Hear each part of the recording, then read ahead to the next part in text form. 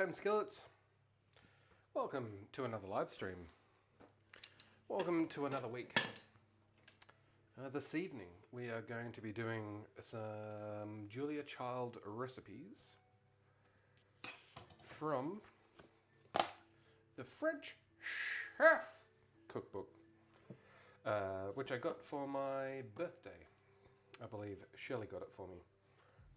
Sup, Has Jazz? Good to see you. I hope you're ready for some roast chicken. If not, what are you making? So we're going to do roast chicken, or Poulet grille naturale, so plain broiled chicken.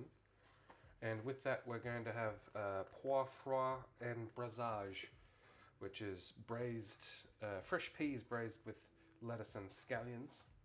And we will be doing some roast veg as well, along with a gravy, or as we say in Australia, a gravy. Although these aren't going to be fresh peas; they're frozen peas. But frozen peas are good. Don't let anyone tell you otherwise. Chicken fajitas, sweet. Well, savory. So this is a pretty straightforward roast chicken recipe.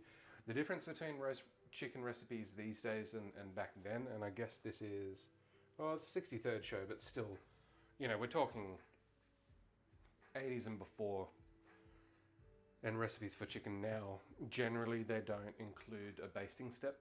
This relies quite heavily on basting. I don't think I've ever really done a roast where I've focused on the basting.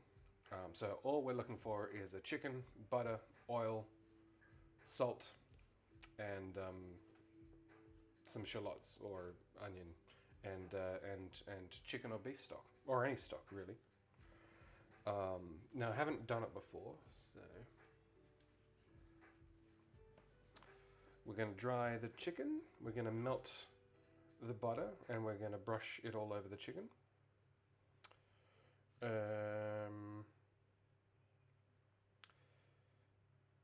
And we are going to start cooking it. You know, actually she doesn't say what the heat would be. Baste every 5 minutes, and then 15 minutes, and then salt. 15 minutes. Oh. Okay. And we baste every 15 minutes, basically. Oh, and the onions would be for the gravy, so we will make a bit of a connection there. So pretty straightforward stuff. Now this is another good example of where this is like an old school recipe, so she doesn't prescribe the heat of the oven, and you actually have to add the time up, so 10 minutes, 15, 30,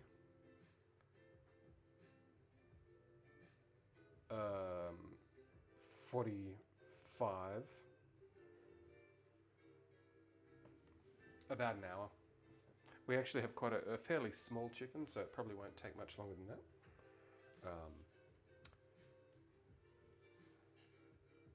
And then the braised peas. This was a revelation. This was the first recipe that I've done from this book, and it's really good. So it's just peas, lettuce, and onion, but you boil them, you simmer them, and it works out really well. I'm genuinely surprised at how good it was. But what we'll start off with is just doing some roast veg, because we've got a turnip.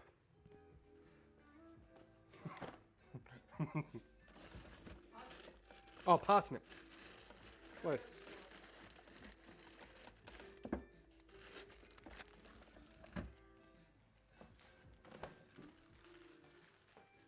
Similar. I also got some chicken stock cubes the other day. Oh yes, we'll definitely use the chicken stock cubes. Normally I wouldn't peel this stuff, but we're doing. It's a bit of a retro sort of throwback. So I am going to. I think actually, like, well, I mean, we know there's a lot of nutrition in the skins of these things and a lot of flavor. And the other reason why I think, in sort of just comparing recipes from times past, this step is a good example of where kind of it makes it more difficult than it needs, or more time consuming than it needs to be. Oh, Boomshine coming in with the. I thought the lights would work, but apparently they didn't. Welcome on in. And it goes straight to Hazjaz. Now that is a win. At least my lights control work here. Actually, good timing, Boomshine. I got my NAS today, and it. I can't. It's sitting over there, but it's like this big, and it's almost silent. So, yeah, I reckon if you're looking for some storage and some redundancy and like to protect the archival stuff, I think I can put together a product list for you to get in on that. Thanks for the gifted sub. I feel quite hungry. A true friend of the channel.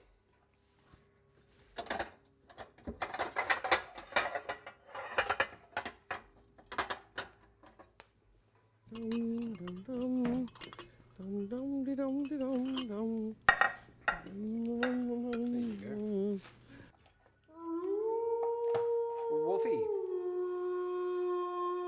The lights do indeed work. And the Julia Child video. Today! Oh, we've got all your favourites in.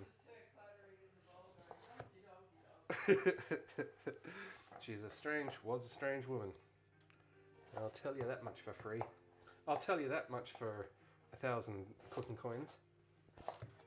Yeah, I don't know. Have another light show.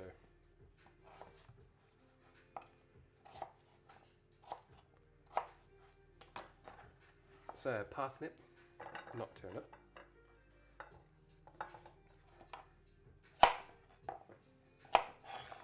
Had a look at Wolfie sent us some footage. There you go.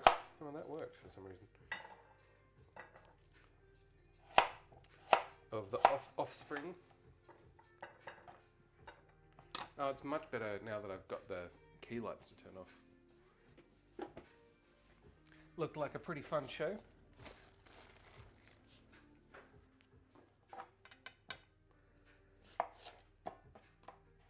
Oop, that was the wrong end. Train. I don't know train. What I've found handy for like large uploads, like if you have you've got a YouTube account, right? You can actually upload that stuff there and just set it to private, so just anyone with a link can go to the video. That's what I do. Boomshine knows train.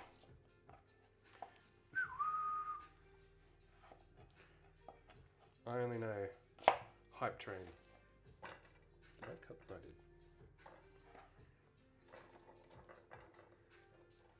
And some taters.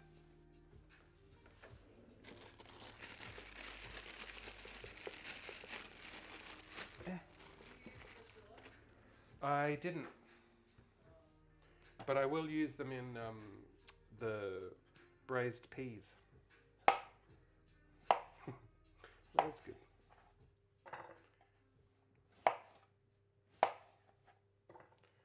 Look, that's actually probably going to be plenty. We'll reserve that one. And shallots.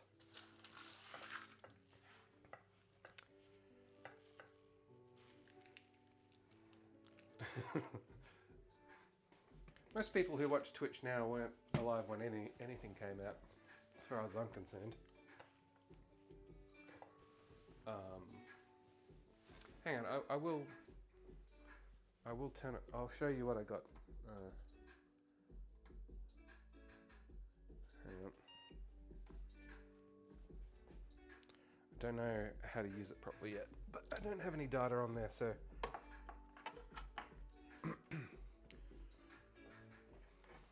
Camera. Hey.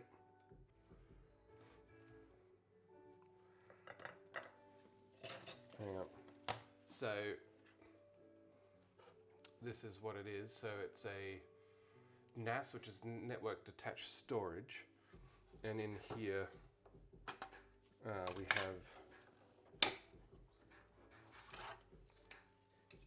two 8 TB drives, so just your usual sort of like computer drives. And so they just sit in this, and they back each other up. And it just sits there quietly doing its thing, and there's software so that if you need to sync stuff or do file sharing or like store your movies on it, or like the old Guild of Ambience stuff, if either one of these drives fails, the other one has a copy of it. So, and you can actually, even when it's turned on, you can hot swap them, like pull them out, get a new one, click it back in.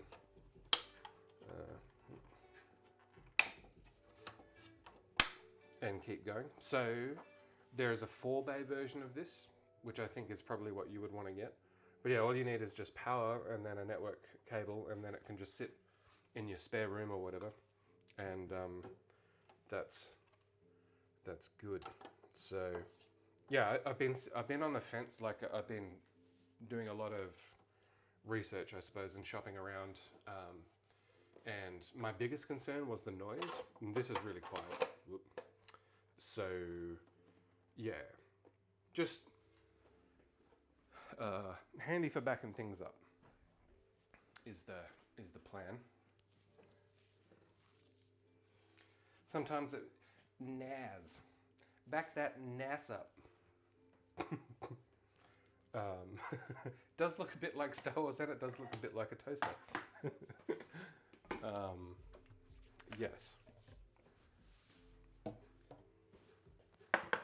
So, but the trade-off is, so I've got two 8 TB drives there, so that's 16 in total, but because we're using RAID, like it's mirrored, so you don't actually only get half the capacity.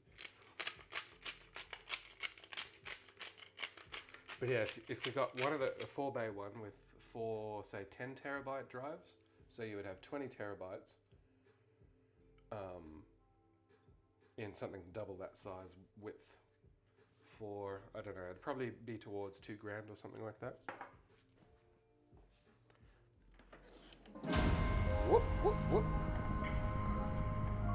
Ah. Thanks for the follow. Who was that? Shlomo? Hang on. Hey, why is that not showing up in my thing? Well, anyway, thank you very much for the follow. And I agree, the design in Andor is just, it's a winner. So salt and pepper and olive oil. And this is our roast vegetables. And I'm gonna put them in now, because there's no real reason not to.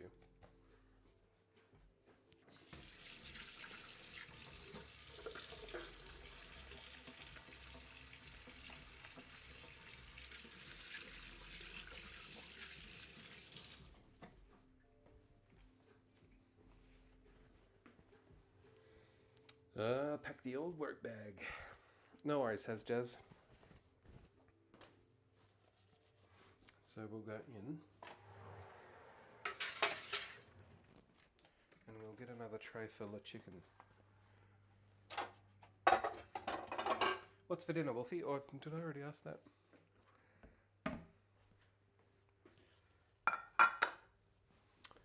And... oh yes, I've just put in a warranty claim, so I'll send someone out because this thing is being weird.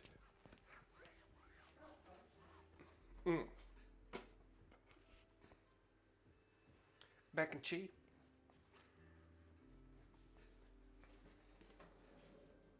That's it. That's a Shelley classic right there. Yeah, I've been thinking about tuna bake. And the tuba bake. I prefer that to them.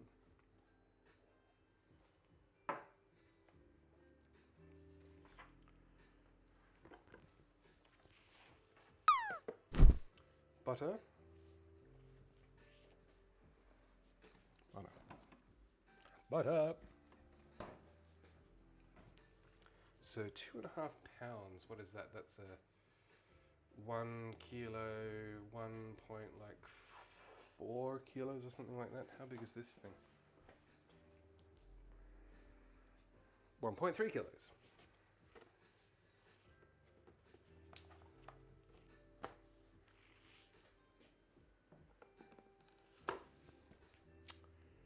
No, I'm going to get a different cutting board.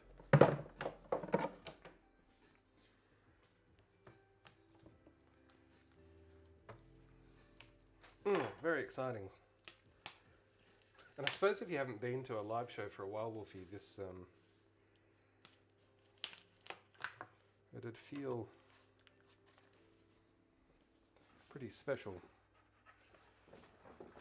Have you ever seen The Offspring, Shelley? Have I ever seen it? Not that one. No. Me neither.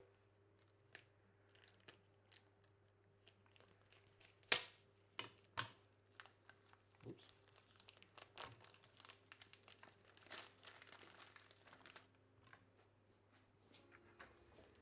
That bin needs to be emptied.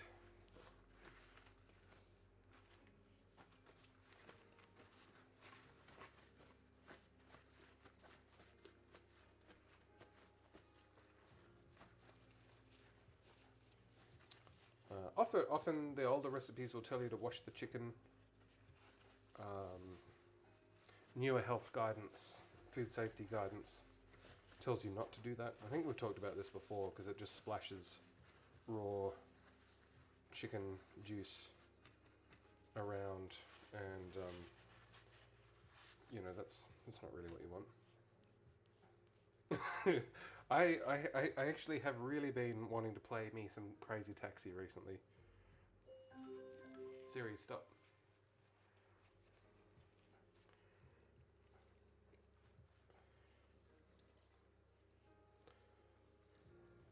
Everything's been removed yet, so that's fine.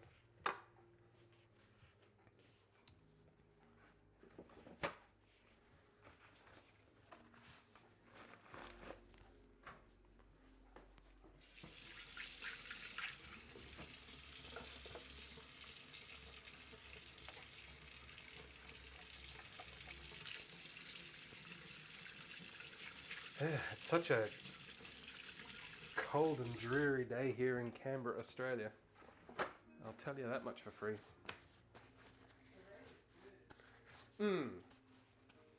Definitely got some ambience about it. Thunderstorms. Sweet. Okay.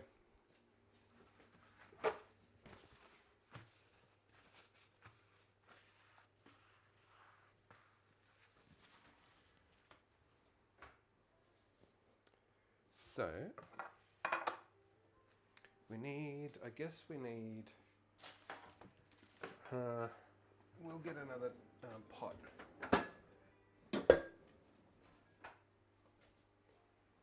And hopefully this thing turns on, it does.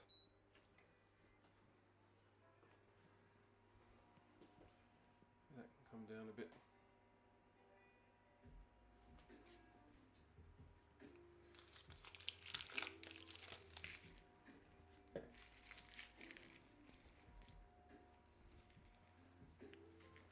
Roughly 2 tablespoons.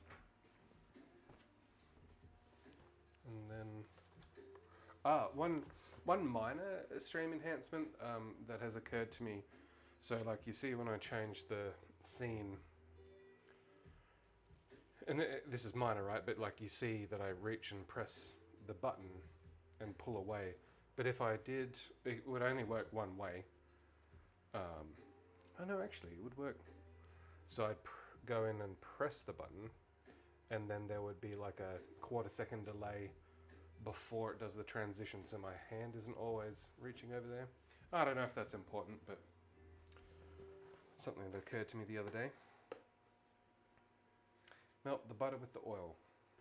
Can do. 1 tablespoon.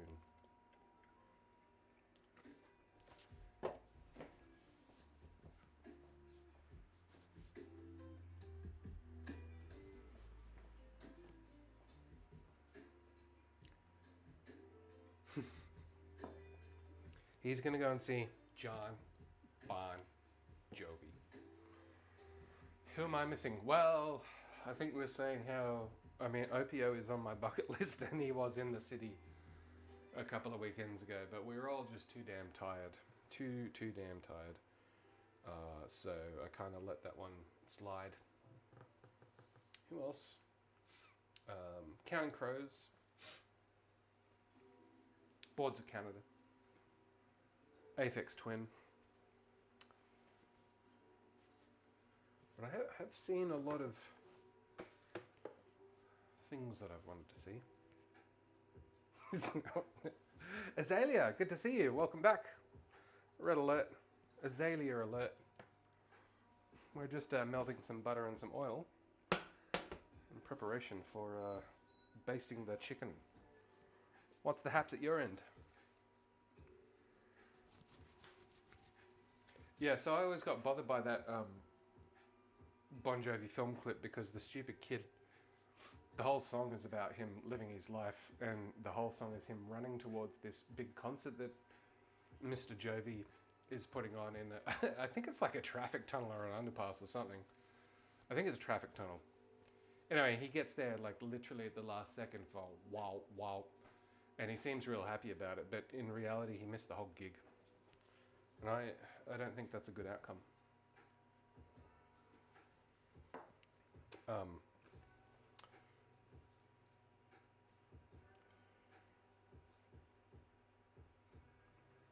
So, yeah, basically we're just going to go, I'm going to get my timer out, because yeah, normally I wouldn't.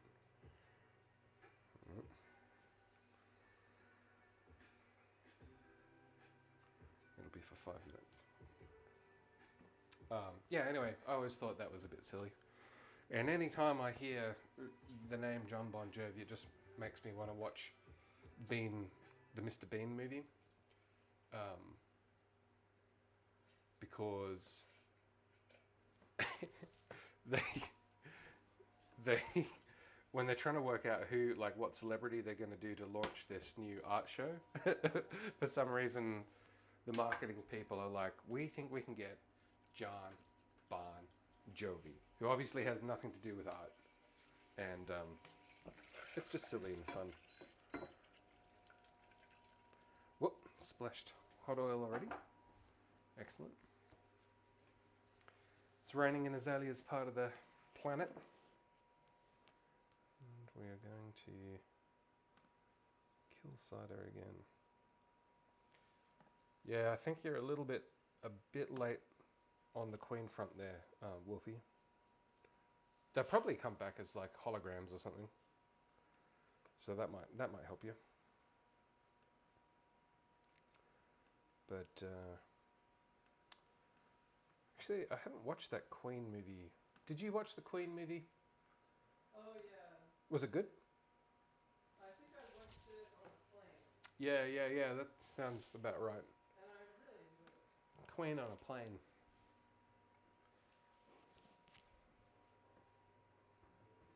Azalea's only ever seen living it. Oh, and spider bait. There. I mean, that is a perfect double header.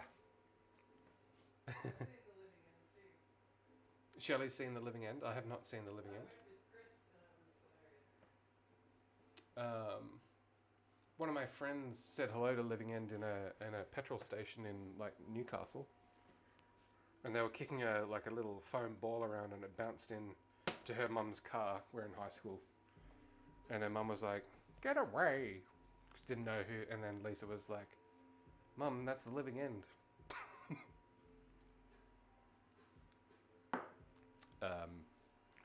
Look, anyone who can jump up on a double bass and keep playing it is okay by me.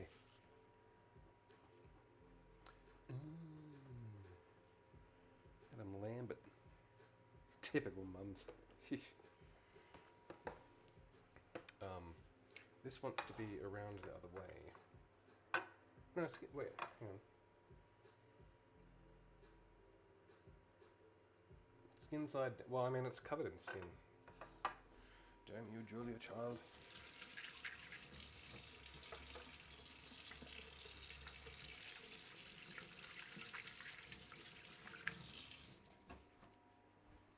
So we need a brush.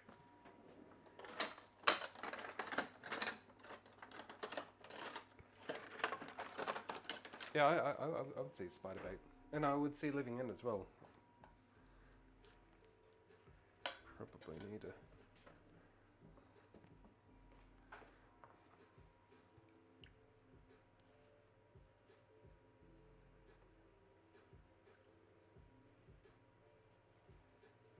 It's been a while since I've roasted a chicken, I have to say.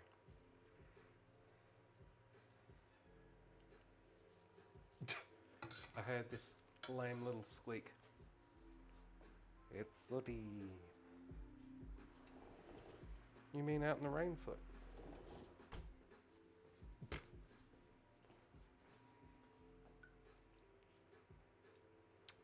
I forgot what I was saying. Oh yeah, and then I had to go to Coles Jamo, and I see what you guys have been saying about how it's been completely opened up. I didn't really understand what you were on about, but yeah, I had to go and get the chicken from there because nothing was open at the markets. Okay.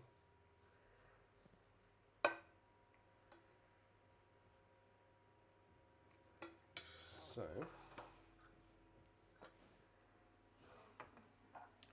in go. Oh, it's just gonna fit. No, it's burning on the thing. Alright, we'll put that down a layer. My bad.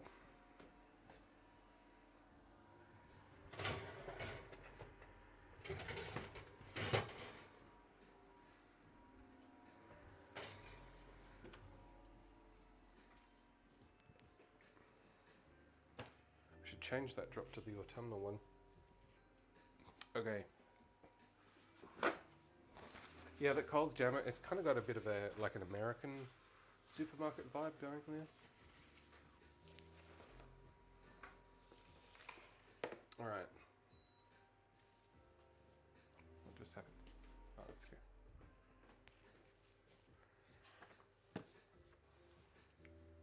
Pois Frais and Braisage.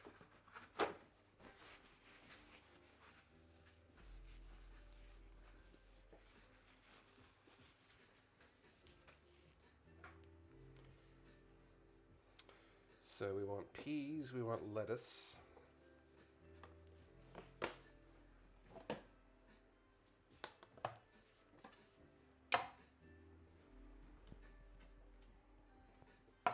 Whoops. Zoom out. We have some old lettuce and I feel like that's going to be a good use of it.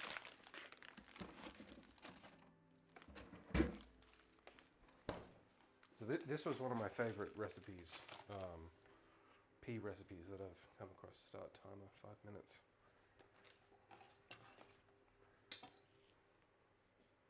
£2, so about it, well, we're going to reduce this, so this is about 2 cups. Lettuce leaf after this stream is done.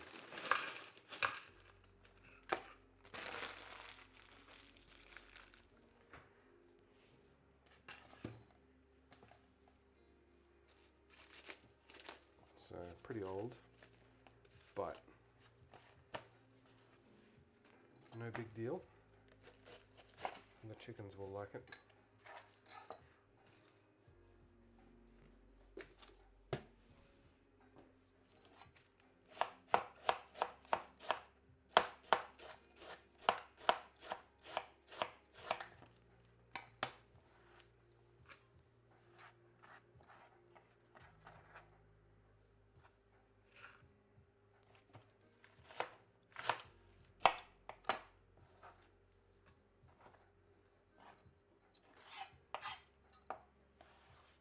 I mean, this is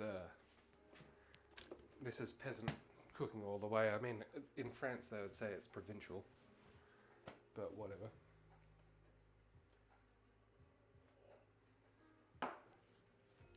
Salt. Something like that, and then our shallots.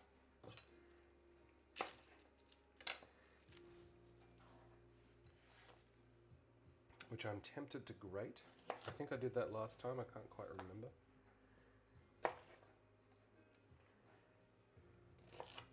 These are French shallots.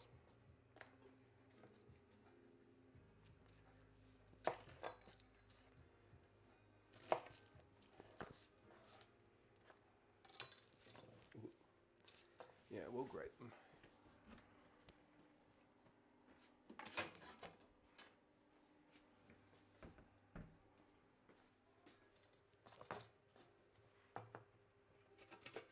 Ugh.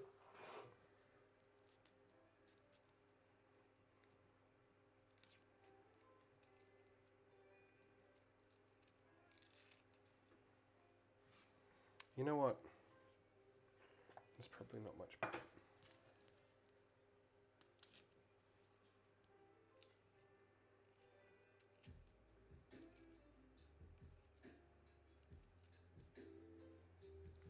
Get off.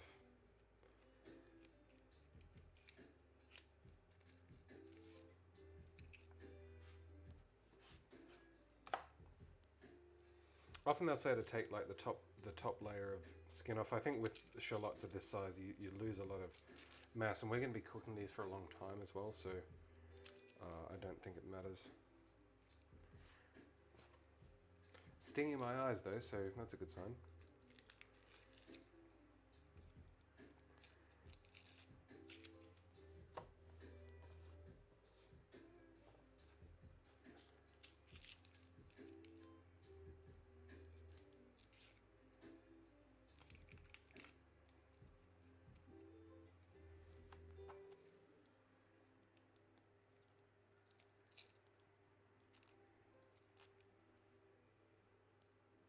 Ah, it hurts.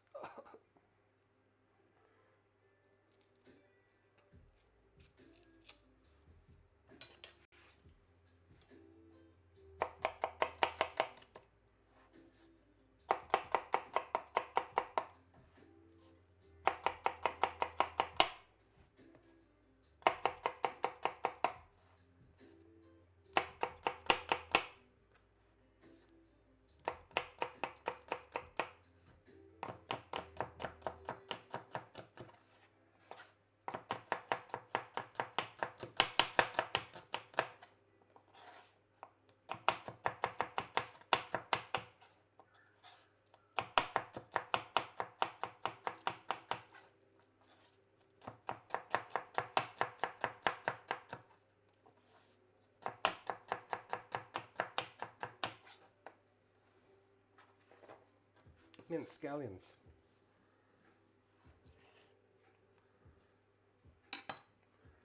Now let us get these just over the way here and then clean this bit.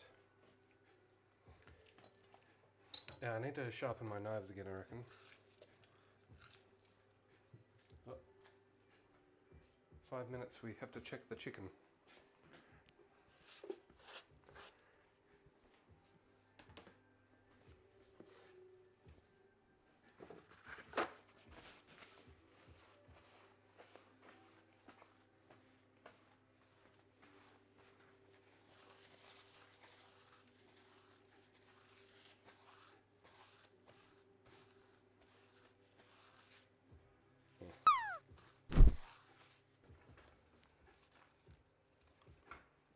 That's right.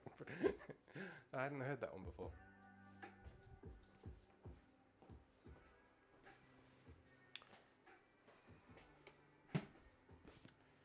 Okay.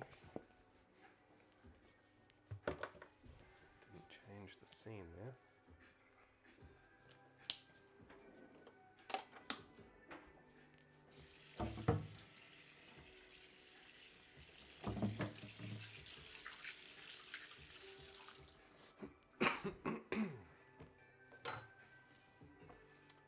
you want? Because, see, it's lettuce. Comedy gold. Alright, the chicken.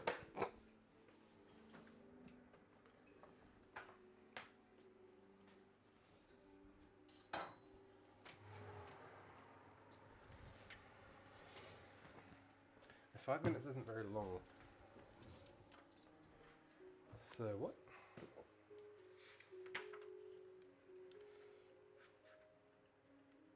After 5 minutes, brush it again. Should be just starting to brown. I guess it is, yes. Regulate the heat accordingly. Will do.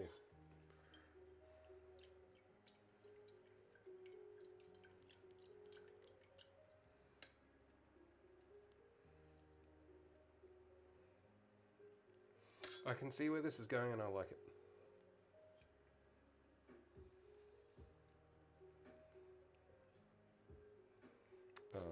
And this, so, you know, this is why rotisserie is such a good way of cooking things like this, is because it basically stops the juice from falling off the thing that you're trying to cook.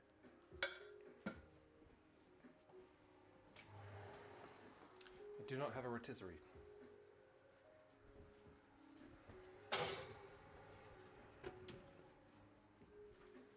Cool.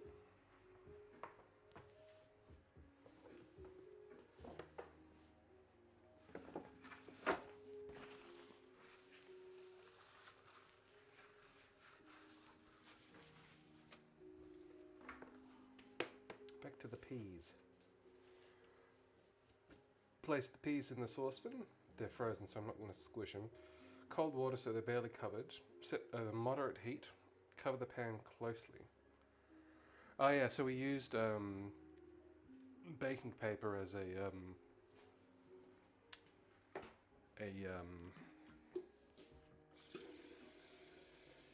forget what the term is.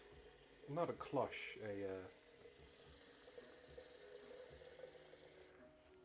you know, a cover.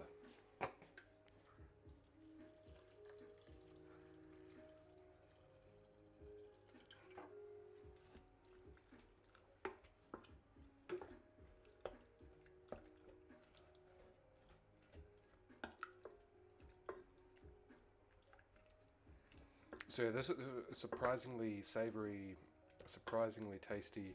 I mean, it's not very often that you put lettuce in these days. Not very often that you use lettuce, you know, in a cooked dish.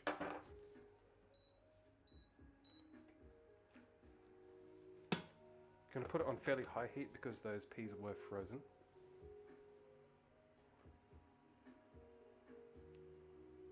I think, what dentist are you going to? Because I've been, for my sleep guard, done 2 appointments at Malongolo Dental Care in Coombs. I just picked that randomly, and they're good. How did you chip your tooth? Set another timer for 5 minutes.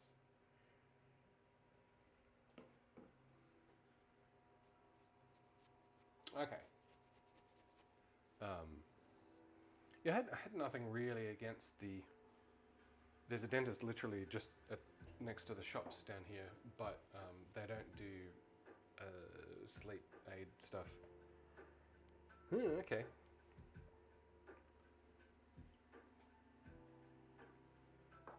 Why did my camera just turn off? A bit random.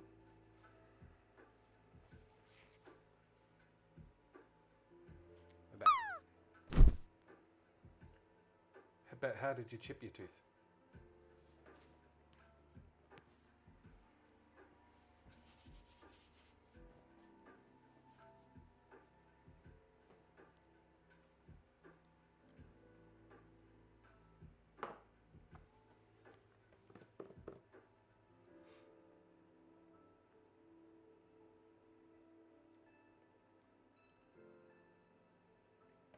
Maybe a nut bar. We can't rule it out at this stage.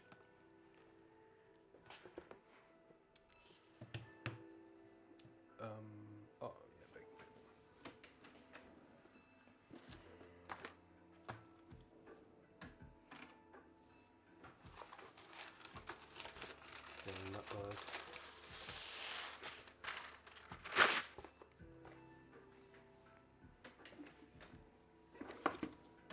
I think I've lost my scissors. One moment.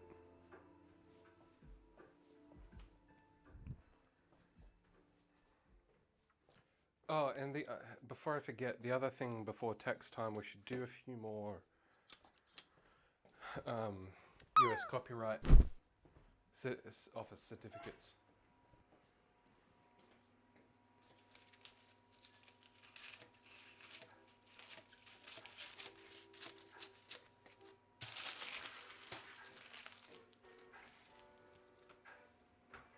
Cool.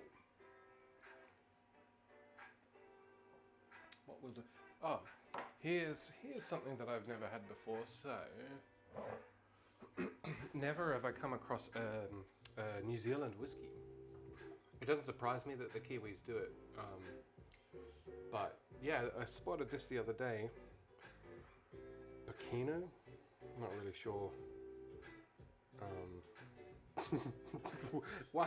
One day, Wolfie. Not today, though. Actually, maybe I will. Yeah, exactly. Pokemon whiskey. Coming in.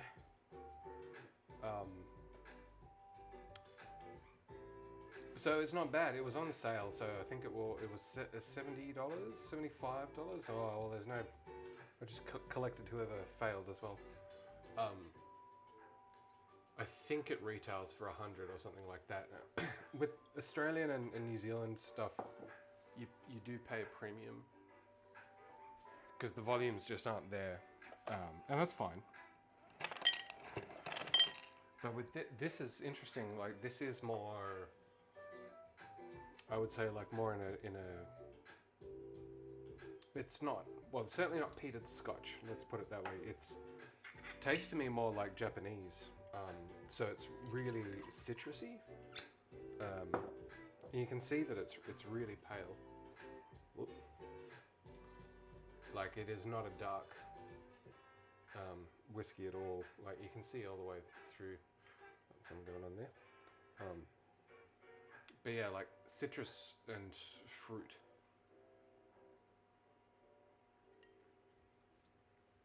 And pepper, like it's quite hot. Yeah, sweet. Like think grapefruit and white pepper. Emil. Oh shit! Don't call him. Anyway, so that's interesting. Yeah, not bad. Would buy on sale. Wouldn't buy at full price.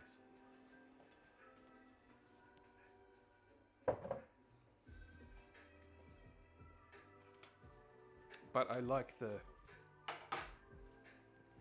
Yeah, it is fruity.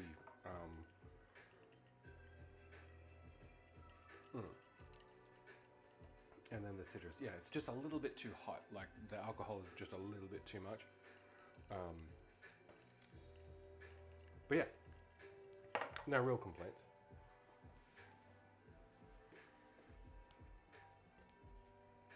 We're going to the Whiskey Festival next month? Soon, anyway. Always good fun. The next day is never fun. Oh, I put my...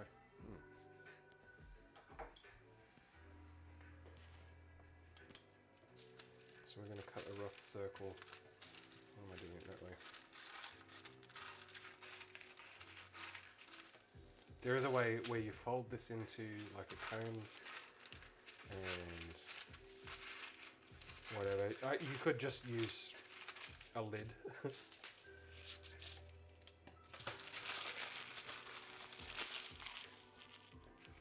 How much is the ticket to the festival? It's not cheap. It was like $120 a person. So it's like a 3-hour session. Probably like, well, hang on, I'll show you on the. But there's food provided as well. Let's have a look.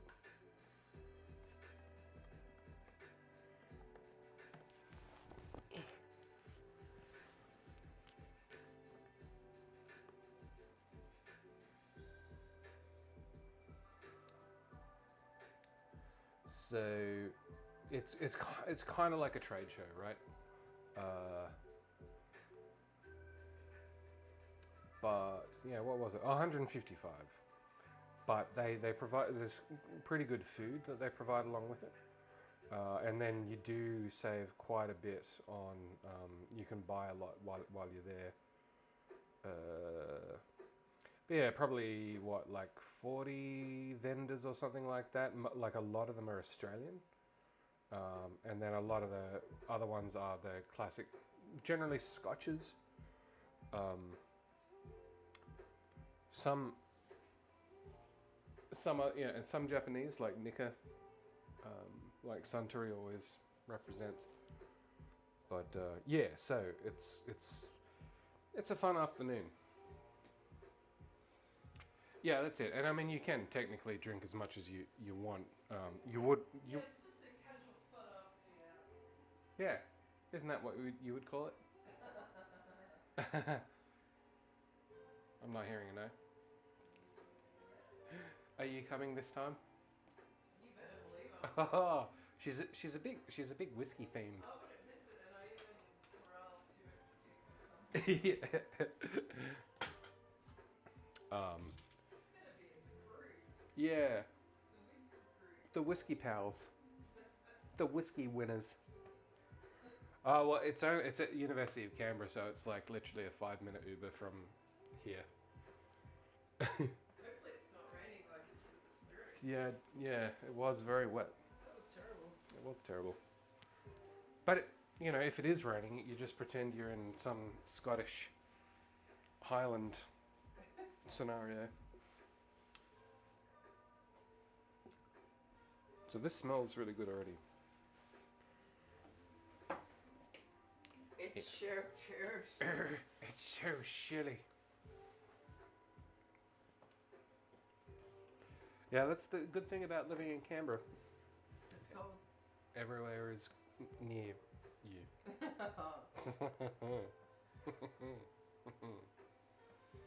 Even Shelley's near me. Can't keep her away. As close as it gets. Mm. Ding Bottom, Red Alert, good to see you. We're just talking about the Whiskey Festival. And we are drinking some New Zealand whiskey for the first time. And we're doing some Julia Child. What are you cooking? I was just saying to Boomshine, I went to Coles Gemmo and I understand how like open it is now.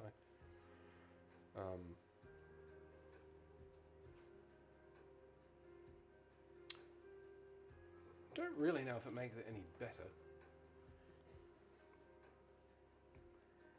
Alright, so we covered the peas.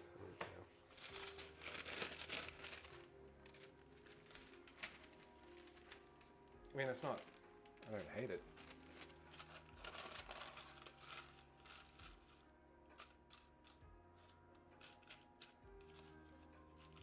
Still can't remember what this technique is called. Yeah, Ding Bottom, this would be one to try. It's actually quite easy. This is the only like technical part of it. But I'm using old lettuce that needed to be used up in frozen peas, and onion is basically all this is, and it's surprisingly tasty.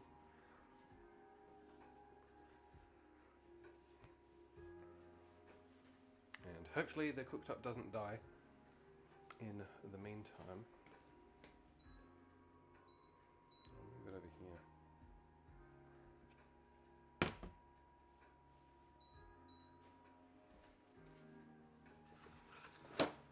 And hopefully the good fellows at Glen Dimplex will get back to us sooner rather than later.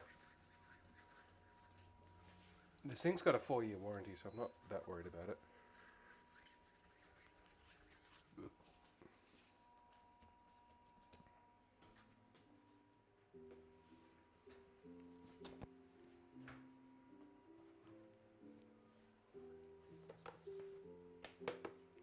We'll check the chicken again, and then we'll check the veg.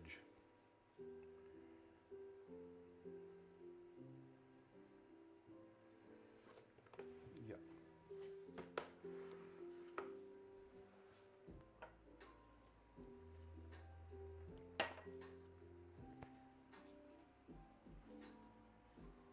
Oh, the other, actually, red alert for this. I just hit 2,000 subs on YouTube. So that is an exciting thing. Forgot about that. So, get ready for that.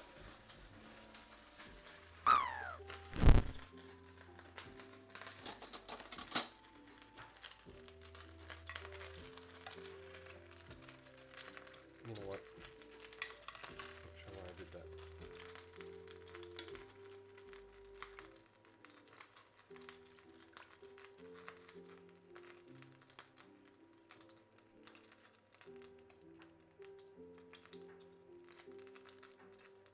Well, if this is dry chicken, I will be very surprised.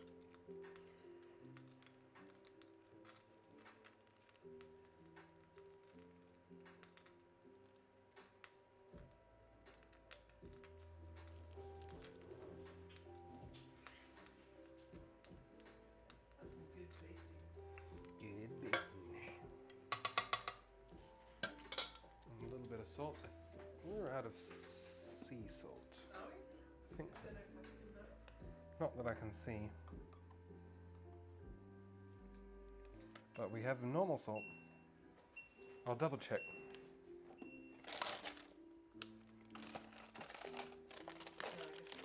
No, I guess That's alright.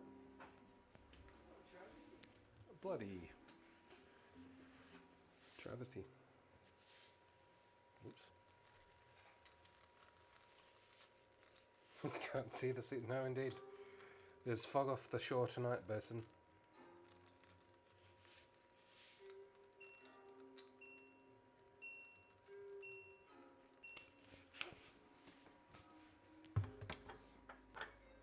Okay, we'll put the chicken back in, then we will get the veg out and give it a turn.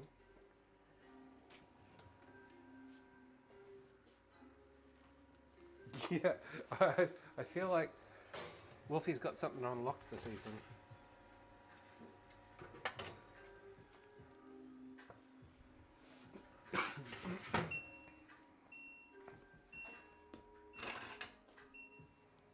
So turnip, potatoes, carrot, and onion. Well on the way. Yeah, it's a good. I mean, 5 is a good. We all start with 5 subscribers. I even heard rumours that Shelley Skylines might actually be returning with a "Where Have I Been" video, which is the kind of video you need to do when you've been away for a while. Obviously. I mean, the Guild of Ambience once had 5 subscribers. Think about it like that.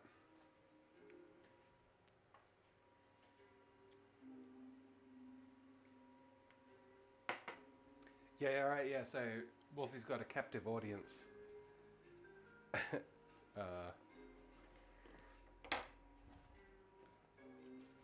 You know what, I'm going to put the lid on this thing as well.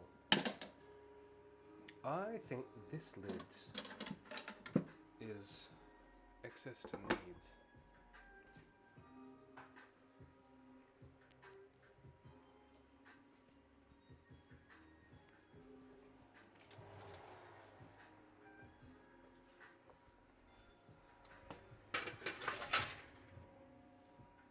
Okay.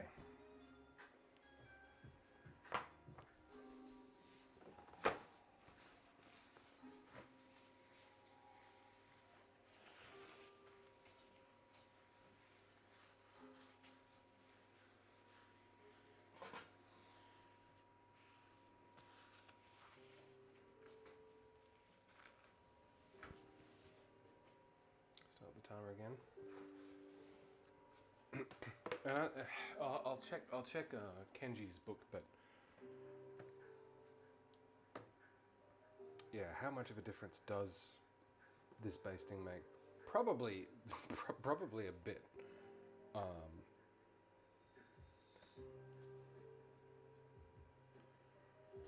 And so we will use.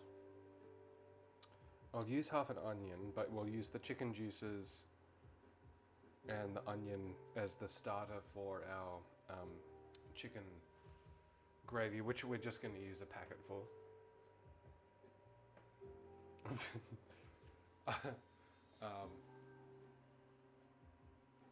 I would like to do some venison.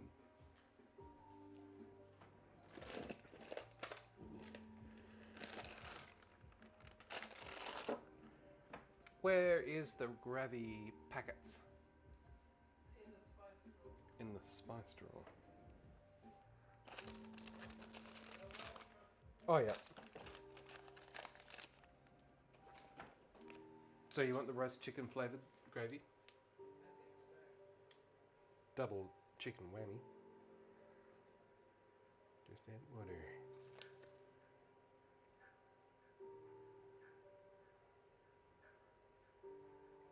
All right, so we'll combine that with the drippings. I think is what we'll do. It's not as gamey. It doesn't smell as kangaroo-y, but it is that kind of lean game meat. It's nicer than kangaroo, in my opinion. Good in mince, like in sausage and stuff like that. I haven't eaten a huge amount of it, but yeah. We certainly have a lot of feral deer. In fact, they're doing a big cull at the moment. Using drones with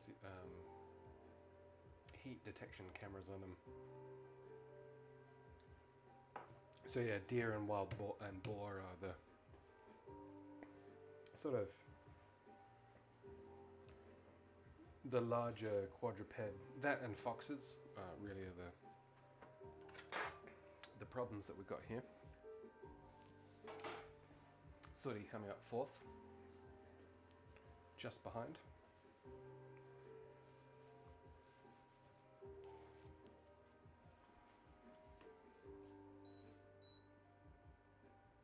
Turn it down just a little bit.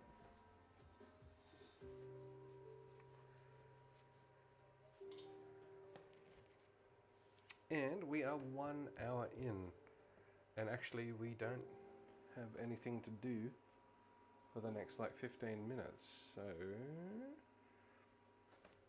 okay, we'll take a break, I guess. Yeah, I don't have anything else to do. This is actually quite an easy trio of dishes now that I've sort of thought about it. Not a complicated proposition at all. Yeah, we'll take a break. When we return, more Julia Child. Stay tuned.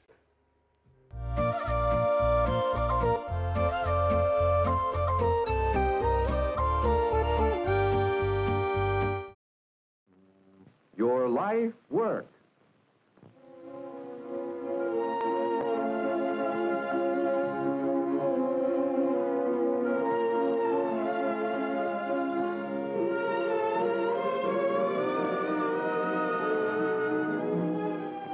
Everybody likes to eat. Of course, each may have his own individual preference, but no matter whether it's a hot dog at the county fair or a full-course dinner at the Ritz, there's no denying that people like to eat. Food is the high spot in our daily lives, whether it's aboard a speeding train or in our favorite lunchroom round the corner. For man must eat. And therein lies the secret of the growth and popularity of one of our biggest industries, the restaurant. Here is a business employing over 2 million persons and doing over $2 billion worth of business annually, all because people have to eat, like to eat, and don't like the work of fixing their own food. But not all people like the same food, served in the same way and at the same price. Therefore, we have different types of restaurants, offering different types of service to meet varying tastes. First is the table service type. This group provides waiter or waitress service. It offers a more dignified atmosphere and extensive menu than that found in other type restaurants. Appointments and service in this group are generally of a standard comparable to those in a good, well-regulated home. A variation of this group is the coffee shop. Here the tables are generally left uncovered, and the method of service is more informal. Also in this class is the tea room. This provides waitress service and emphasizes choice foods, daintily prepared and served in attractive surroundings. The second type of restaurant is the self-service group. Best known among these is the cafeteria. Here the customers furnish their own service by making their selection from foods displayed at a serving counter and carrying it themselves to convenient tables. This style of restaurant offers the distinct advantage of speed and economy. The third type includes counter service. Foremost among these is the corner drugstore. This type of service is an outgrowth from the serving of ice cream. Here the customer may secure various sandwiches or luncheon snacks quickly and economically. Also included in this group is the luncheonette. This is a style patterned after the drugstore soda fountain, but with a somewhat more extensive menu and better appointments. Here, too, speed and economy prevail. The fourth and most recently developed type is the drive-in or curb service type. Here, the customer need not even leave his car to enjoy the tempting varieties offered by this type service. This is a restaurant, soda fountain, and picnic all rolled into one. Its location is determined by the flow of automobile traffic to provide a constant source of business. But regardless of the style or type of restaurant, they all have one thing in common, and that is the serving of food. This must be prepared on the premises. So a restaurant is a factory as well as a retail and service institution. Here in its kitchen or workshop must be manufactured all the goods sold to its customers. This is its production line, hurrying to keep pace with a hungry world. But this is no ordinary business of assembly, for here we are dealing with perishables. Many raw materials must be obtained daily and kept under refrigeration until used. Furthermore, it must be handled under the strictest sanitary requirements, for here rests a great public responsibility and a private reputation. This is a department for skilled and careful workers, for on their ability depends much of the success and future of the organization. But there is more than food and service needed for success. Behind the smooth, efficient running restaurant is the manager. On his shoulders rests the responsibility of the success or failure of the business. If the restaurant is large, his duties are only supervisory. If the restaurant is small, he may be the manager, cook, and waiter all in one. But large or small, he must have a working knowledge gained only by experience with each and every job over which he has control. He must have perception to gauge his customers' desires and know when their wants are being satisfied. He must have knowledge of food in order to plan menus and understand what constitutes efficient buying. He must have bookkeeping ability to know where he stands in his accounts.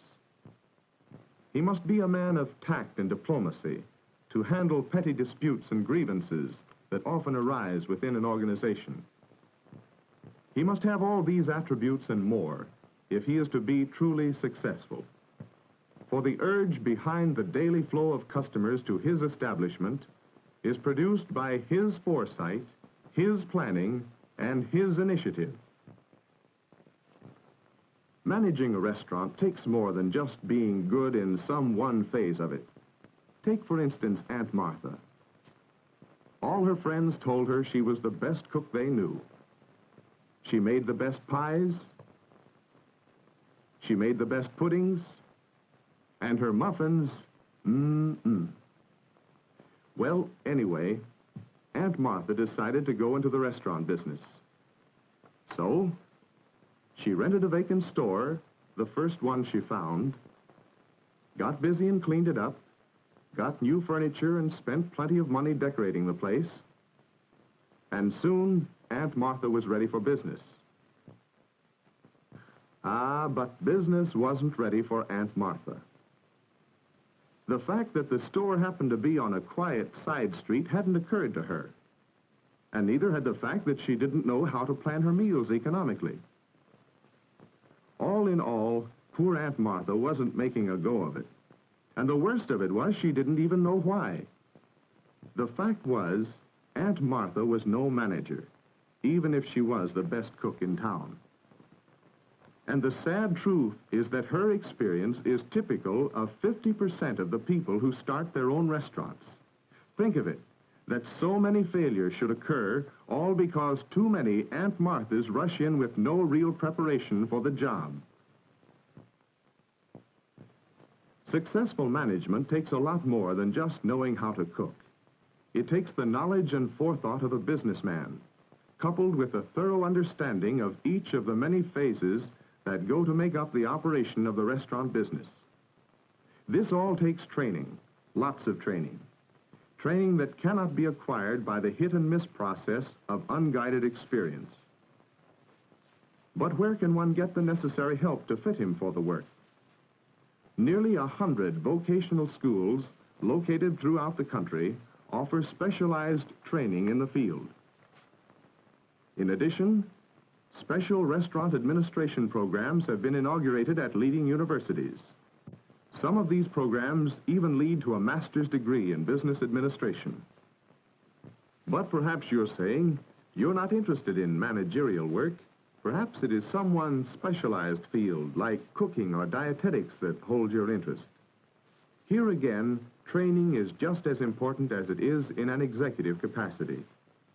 The knowledge of foods and their preparation is a science in itself, and only by a thorough understanding of what constitutes a balanced meal can one hope to realize the better jobs offered by our eating places.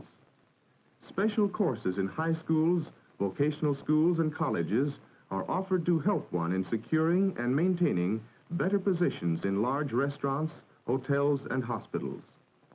These courses include not only the preparation of food, but its economical purchase as well. This does not mean buying provisions of poor quality.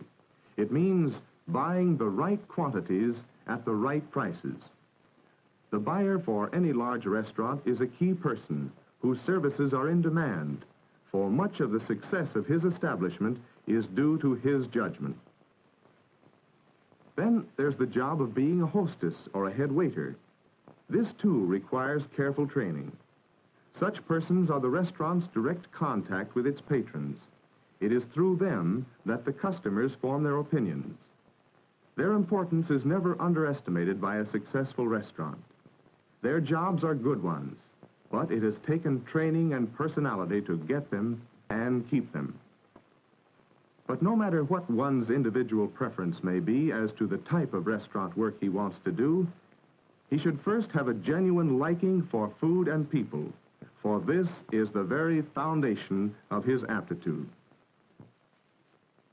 If you have this natural inclination, plus the proper training and willingness to work, the restaurant business offers many opportunities and a promising future as your life work.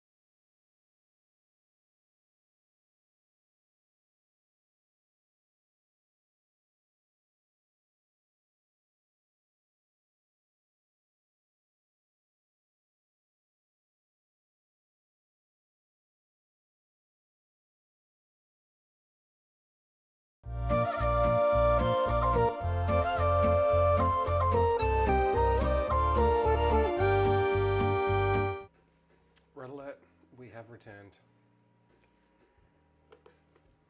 Ooh. Got some butter on the iPad. Let us have a look at the chicken. as they say in France.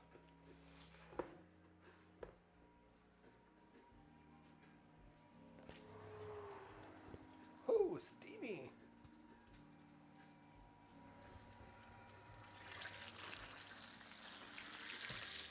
Yep. I don't know why it sets the volume down.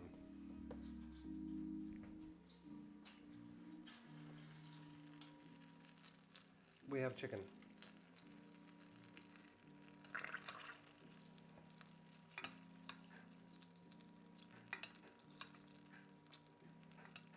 Yeah, this is the most I've basted anything ever.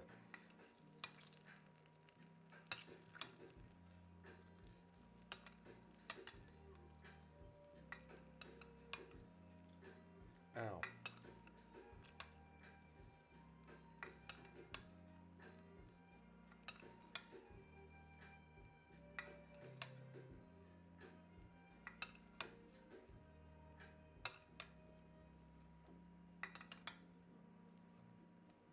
Cool.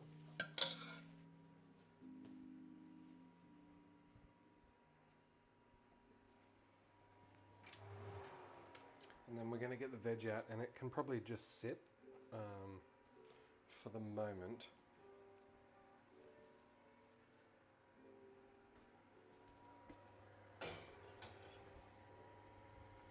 Ow. Steady.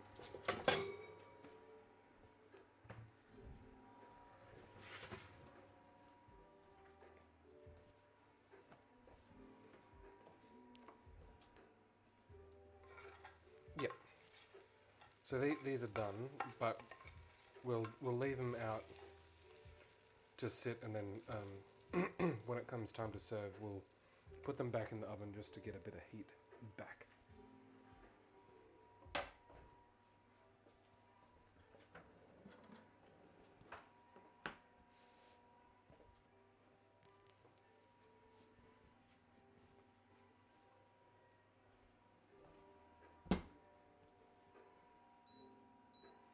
And then the peas can come down in temperature as well.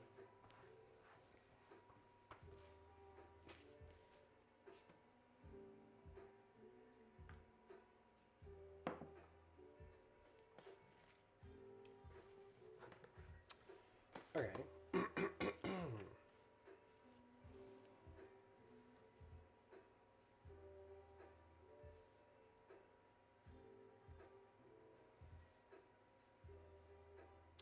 So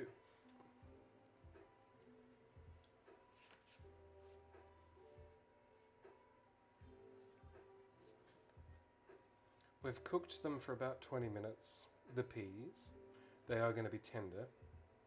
And now we want to start to evaporate some of the liquid. Correct seasoning and serve. So what we'll do is take the baking paper and the lid off, I think.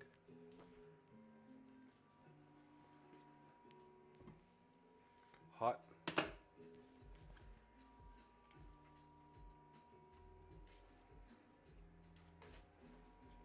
And it doesn't look that appetizing. I appreciate that. But I can guarantee that it tastes good. So we'll turn up the heat again. Let it boil for a bit, and then any excess liquid will drain off. Is what we'll do.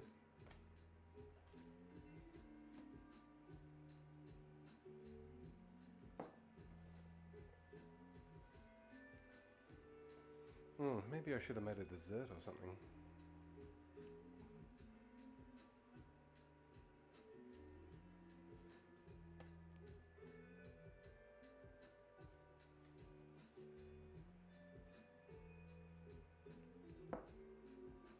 And the chicken will have to rest as well, so that will take a bit of time. Yeah, I'm finding I'm cooking too fast these days.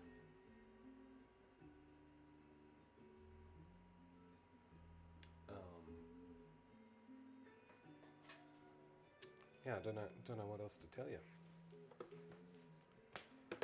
But, so, actually, 168.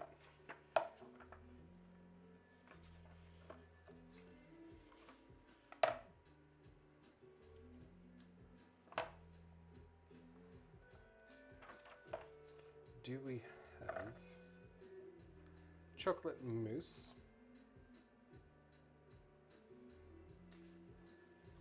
It's an interesting way that they've laid out the contents of this, because it goes season by season. So they're not grouped together.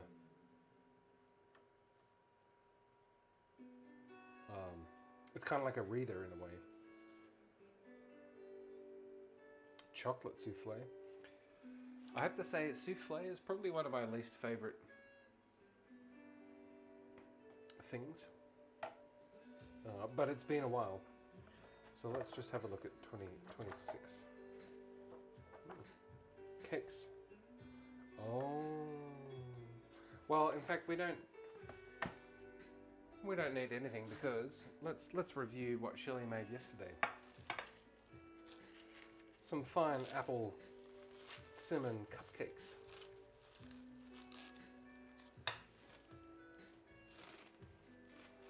With crispy oaty topping.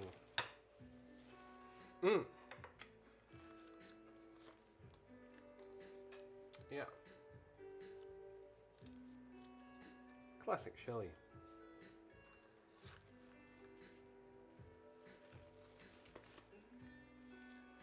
Just wish I ate more candy and like sweet stuff. But yeah, maybe should we have one of these later? The freezer? Ooh.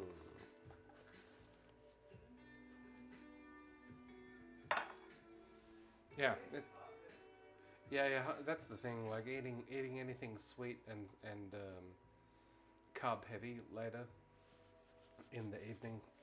It's just a recipe for disaster, I'm afraid to report. So I guess we won't do cherries. Well, we'll have a look at the chocolate mousse, because that's probably pretty straightforward. Page 20.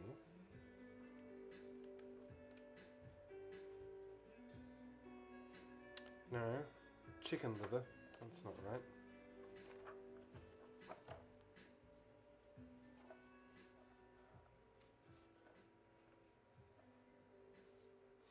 Oh, okay. Yeah, so the numbers following each entry indicate the television shows, and then the page references for them, but they are grouped. Okay.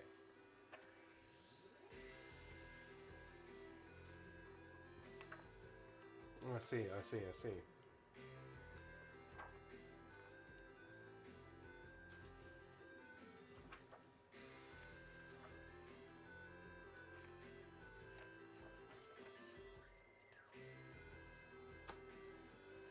Cream and glaze, I mean, that's going to be quite simple as well. Orange cream. Okay, so let's go to page 44.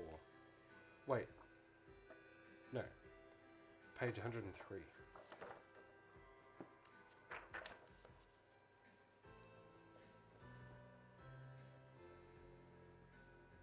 Oh no, that's just for filling for cakes. This is today! It is indeed. Julia smiles. How's it going, Orange? You'll meet them both when we make coq au vin alias chicken fricassee today.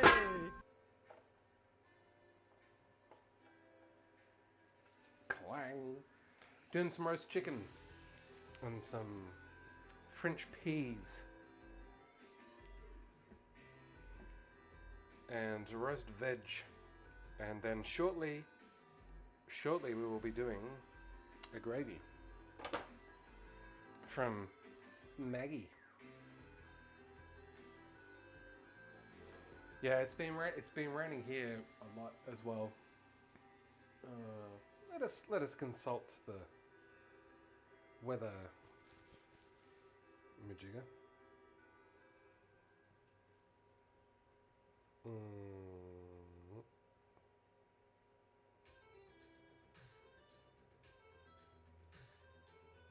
Where's the map?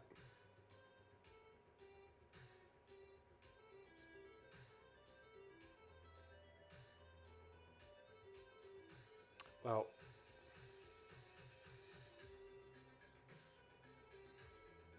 it's raining. You'll have to take my word for it.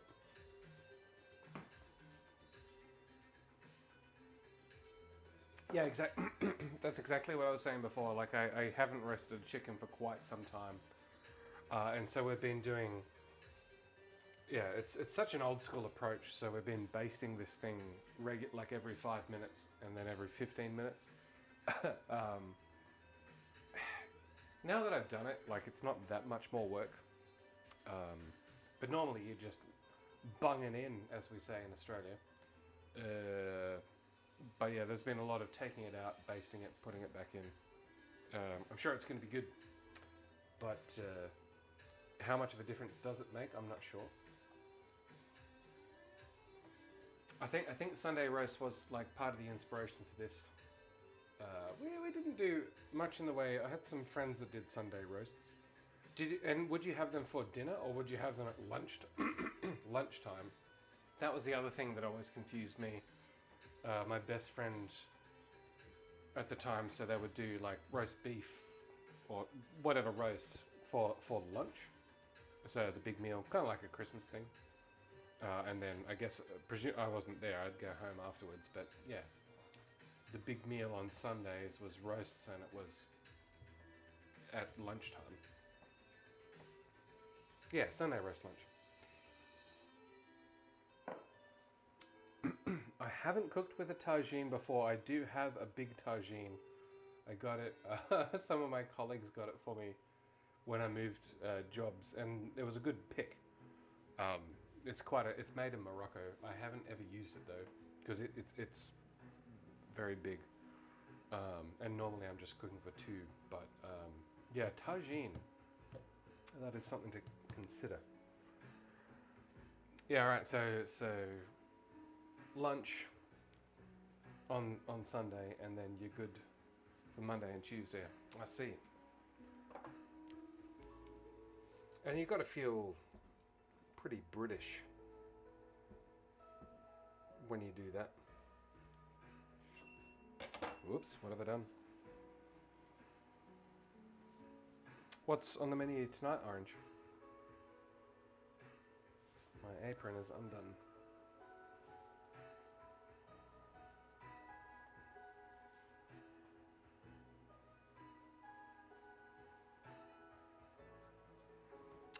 I was just reviewing the cookbook for potential desserts. Not this evening, but...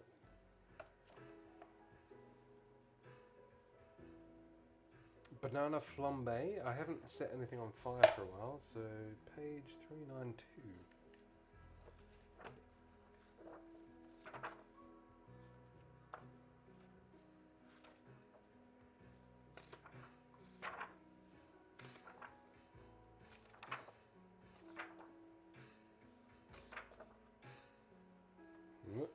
You've got to be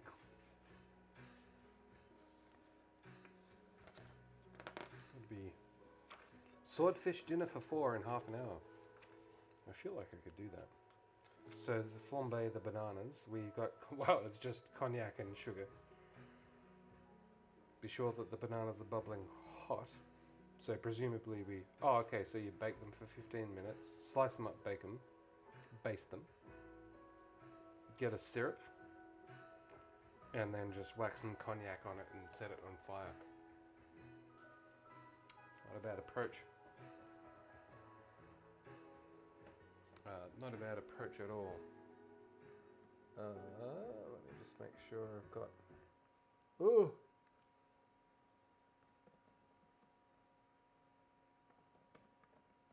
Why did that stop the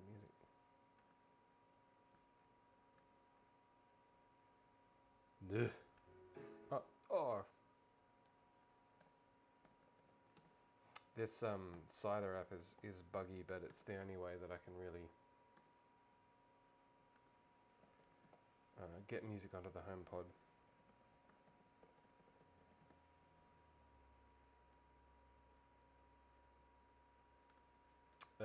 Yeah, and so what is your understanding of curry as the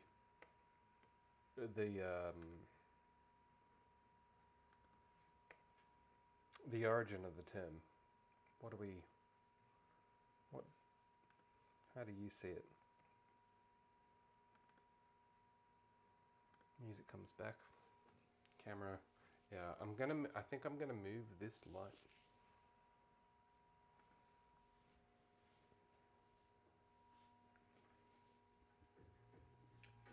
Man, cheese and Vegemite in any pastry or puff pastry, that's where it's at.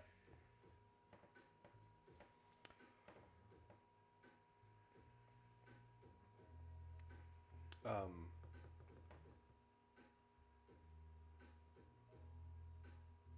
forgot what I was going to say. Oh, yeah, exciting. So, so one of the reasons why I got interested in cooking was because of the peas, like the frozen peas that we have here, and then just boiled to hell, and they're always floury, and it's like, it just didn't seem very good. And I understand that like a 7-year-old is not really who you want to go to for culinary input, but it made me think about the process. It's not like I hated peas or anything, like I'd eat peas, but I always just wondered why they took so long and they weren't so good. And this recipe is a great example of where you can essentially overcook them and get a good result. So like this is sort of like 1970s style overcooking them, but you need to do it with a plan.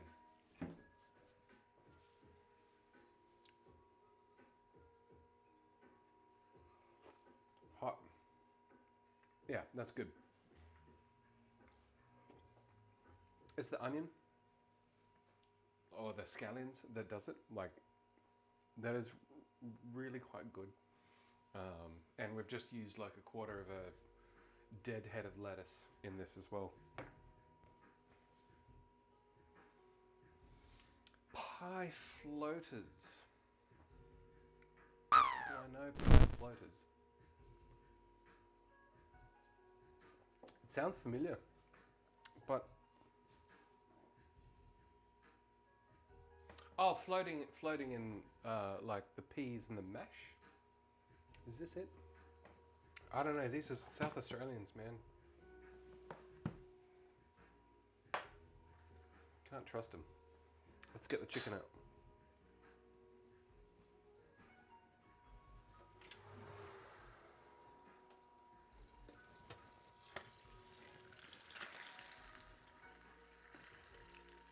Yeah. Cool. The old pea super. Gonna put the veg back in there and then just turn the oven off. And this is what the chicken looks like. I can't see it. There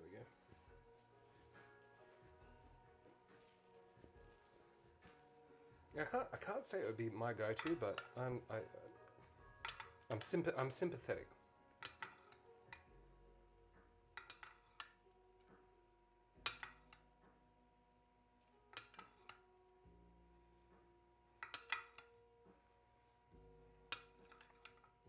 To be honest, I stopped keeping track of how many times we'd basted it and how long it had been in there, but I'm just going to say that this is probably fine. Damn, son! That's some good looking chicken.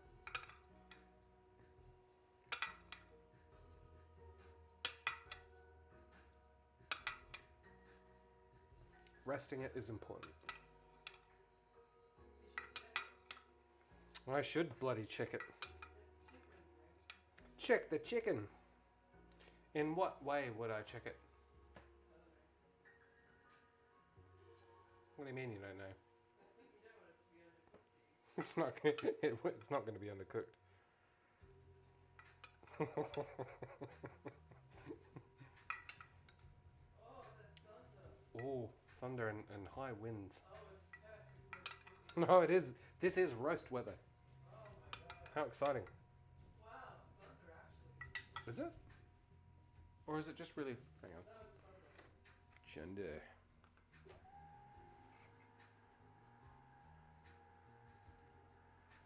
Yep, we're doing some gravy shortly. You can't see outside because of the reflection, I think.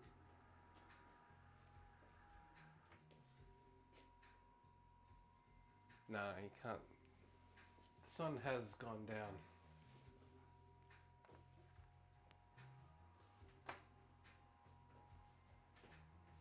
Alright, so this rests. And now...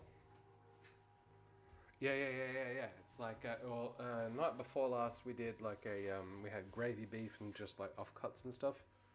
And then just did a beef stew. Which we had with like cheesy polenta. That was a good combo. And oh yeah, the roasted sausages with Brussels sprouts and apple. Yeah, and walnuts. Yeah, that was a win.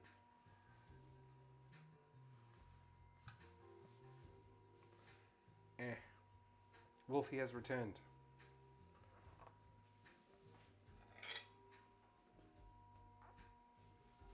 So that sits, and now we talk gravy.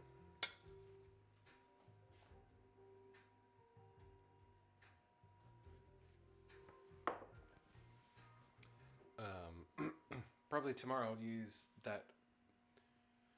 Pretty much just that stew that I made. Thicken it, yeah, with a bit of cornstarch, and we'll make a pie, like a meat pie out of it. I think is what we'll do. Now we have butter and oil in here. It's a bit over the top, but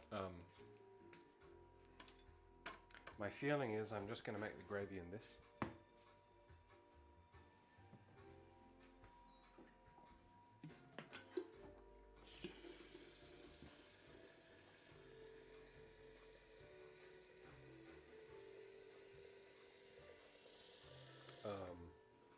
Oh yeah, because on the what was it, last Wednesday? Yeah, so like I cancelled the stream because of my headache, and then I had left it like the whole bowl of naan dough just ready to go for the next couple of days, which was very handy. Yeah, that was annoying.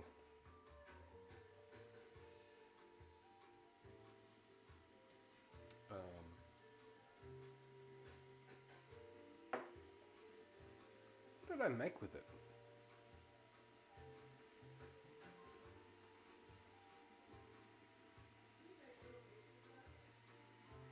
Yeah, well, did I make little pizzas with it?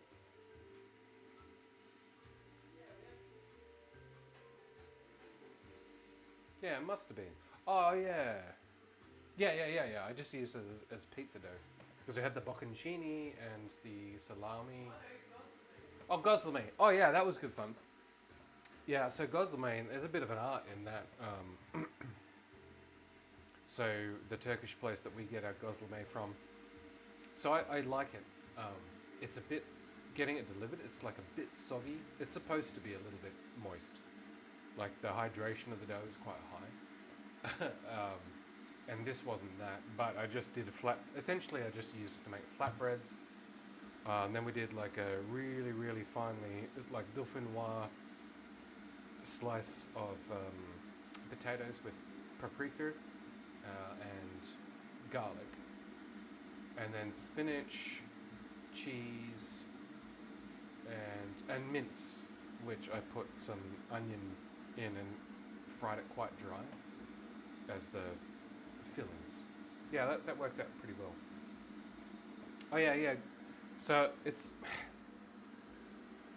I mean, if it's expensive in Canberra, then it's going to be expensive in Radelaide or wherever you are.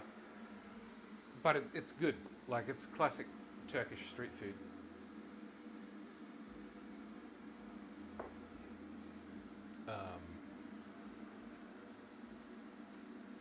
So yeah, next time I do them, the dough will be much higher hydration. But yeah, good fun. I really like the spicy potato ones. And then you have just like the spinach and feta. A classic kind of woofy dish. And then the places around here, they also do like dessert ones like Nutella and, and other things like that. So they adapt them for the Australian taste. But yeah, I think the key is the dough is high hydration. Okay, we're on the home stretch.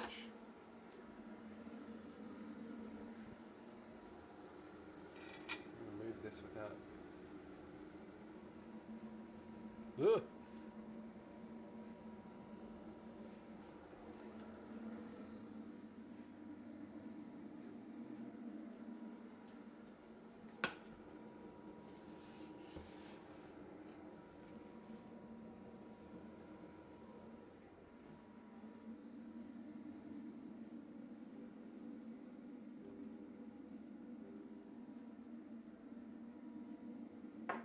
It's a good combo. You got to be in the mood for it, but I reckon it's a winner. So we are just using this as our base. The classic Maggie or Maggie. There's been so much back and forth about how to pronounce this. I say Maggie, or sometimes McGaggy.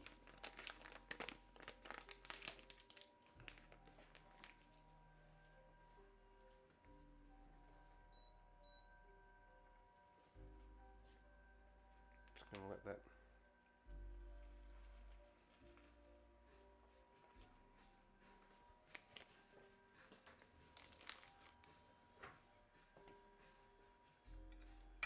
And then with the drippings, but I can handle that.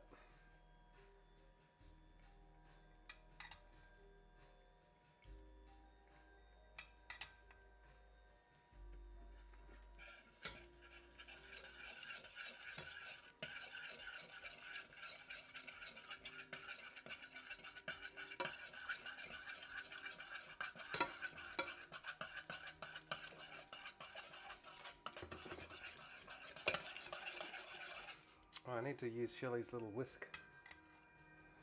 Shelley's little whisk. Ah, that's fine.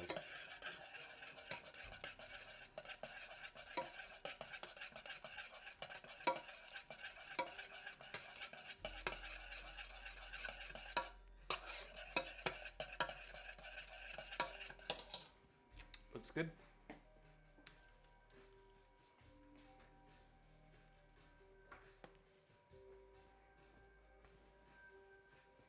And the final piece of the puzzle. I'm not that good at carving stuff, I will admit.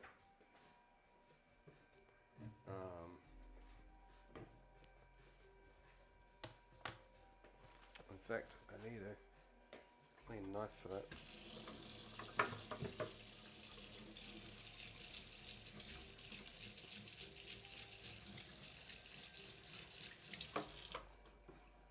And so, obviously this is too much for 2 people. We will use, well, definitely going to use the carcass for chicken stock, and then we will use some of the meat for Wednesday's stream. Don't know what that is actually going to be. Like a what? Like Asian noodle broth. Oh yeah, like Asian noodle house. Something along, yeah, definitely something Asian.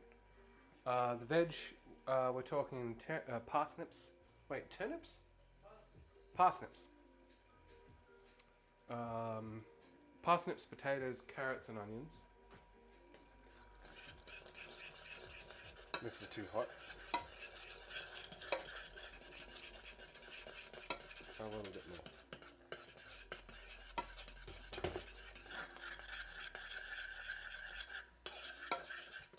Because the amazing thing about induction is, like, okay, it's too hot, right? So, especially in a weak pan like this, pick it up, the heat just stops immediately.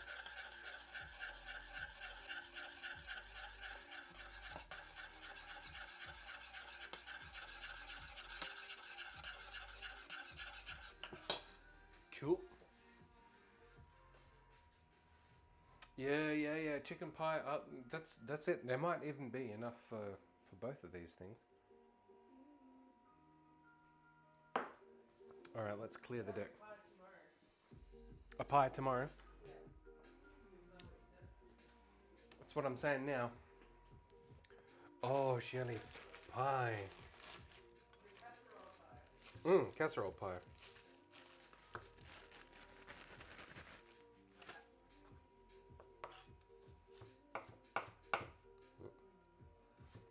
I need to replace this thing.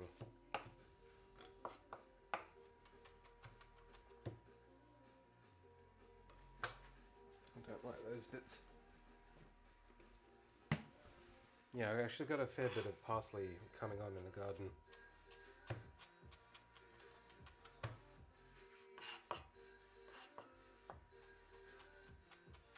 Are you ready for work tomorrow, Jazz? Is your pack full of fine marmalade sandwiches? Marmalade and then watercress sandwiches. And maybe a little pork pie. Kind of thinking Paddington right now. Not entirely sure why. We'll get that out of the way.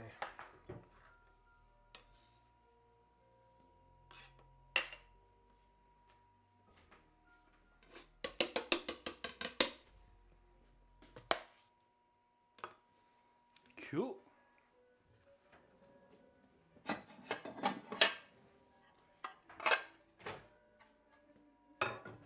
Actually, this did. So what is it? 5:47. We're coming up on 2 hours. That's how I like to do it.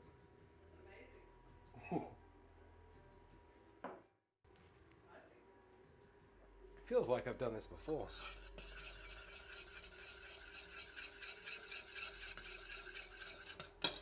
And then this comes off, and that comes off.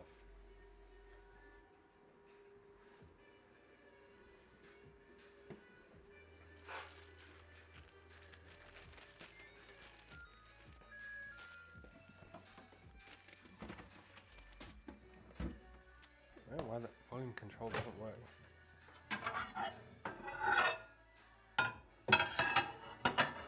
Oh, I would say always heat your plates. Like, I'm not sure if there's a good reason not to.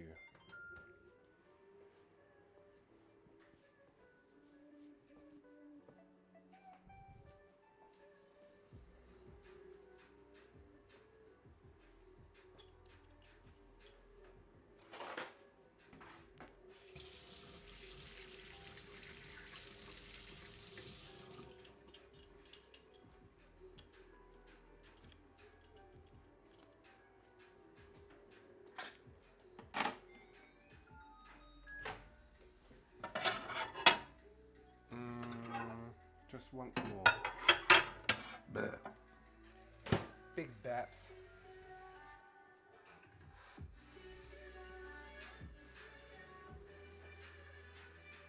Okay.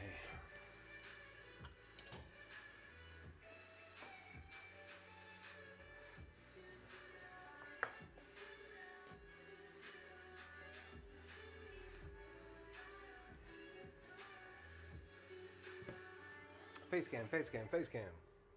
Reset. Try. Oh no.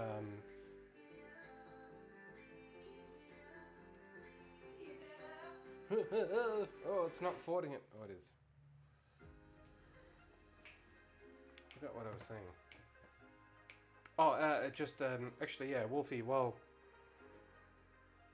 like a command face cam. Perhaps let's just try that. It's been a while since I've tried that. Oh, this is. I think I've been saying I gotta change this playlist for at least 2 years, and I never have. Wolfie's coming in with the face cam. It hasn't done it. Okay, that's on me. Veg.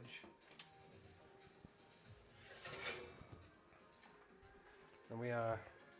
Whoa. Red alert. It's time to go.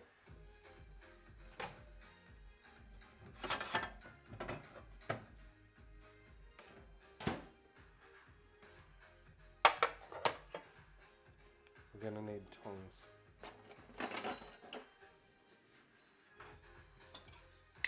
So the way that this is gonna work, we're gonna do the breast and a leg each.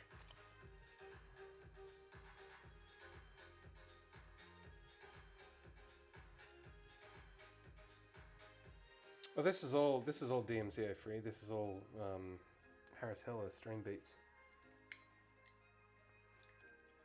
We just have never got around to updating it.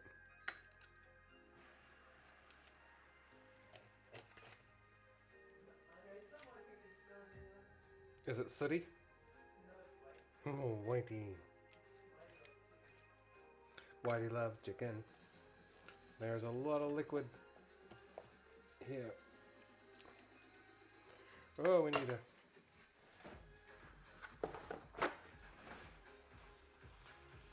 That's why, if you ever wondered why some chopping boards have rims, it's for this reason. So when you cut the meat or whatever it is, it flows into these channels.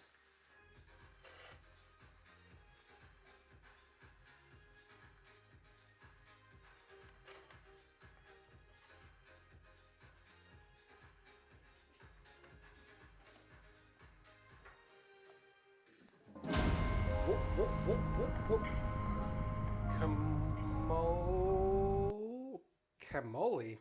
Camoli game coming in hot, and you've come at exactly the right time. Thank you very much and welcome aboard. We're just dishing up dinner. The knife is sharp. It needs to be sharper. And I'm going to take the breast off at the, well, attempt to take it off at the bone. And we'll slice it again after that. But so you can, in fact, we'll zoom in. So you can see, and this is actually really still quite hot. So this would absolutely benefit from sitting longer. What's the haps, Coma? What brings you here? And thank you very much for joining us as we wrap this stream up.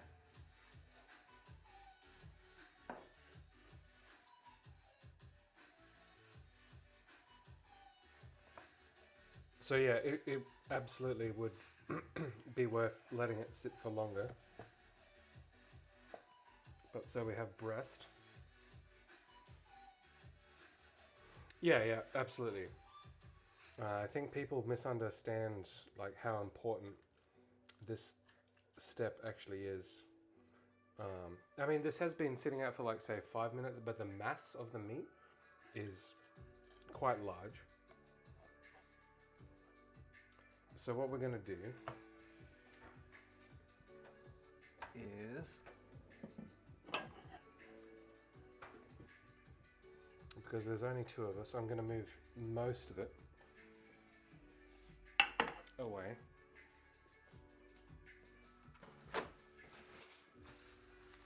I'm gonna check the gravy. I'm gonna turn the gravy on again.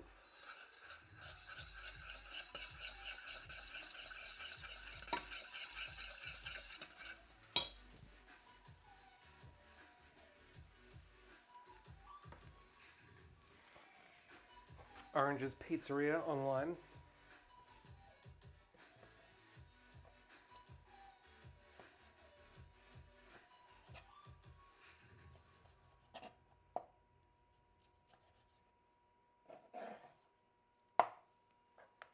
So basically 1 drum and 1 part of a breast.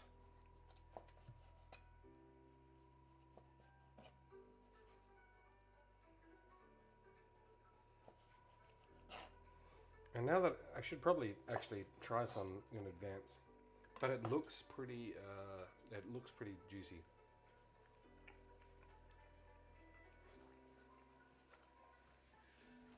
Yeah.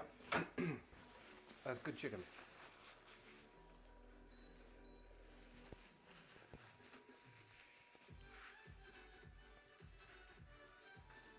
Yeah. Well, I see why they do it like that.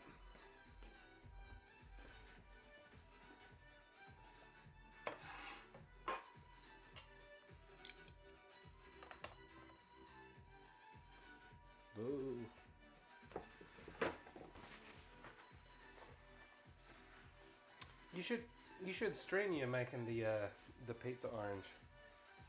There aren't enough.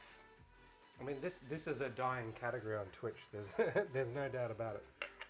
I accidentally followed a quite a cleverly disguised rerun channel the other night.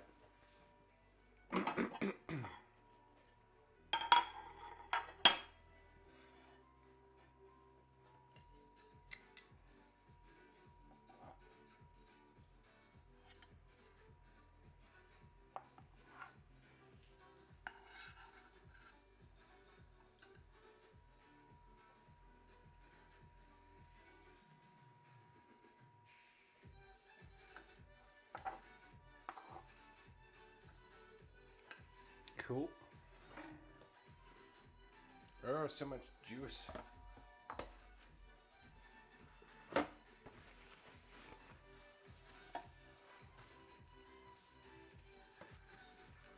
Coming up on 6. Yeah, this is the one for Shelley.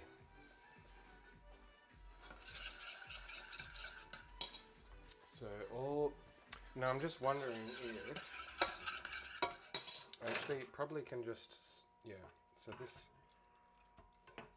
again doesn't look all that appetizing, but I swear to God, this has been a bit of a revelation.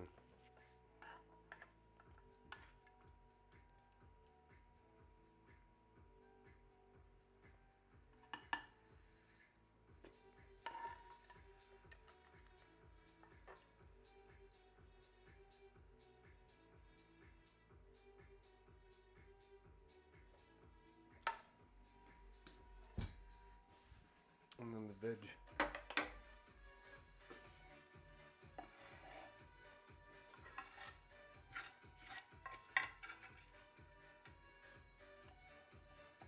There you go.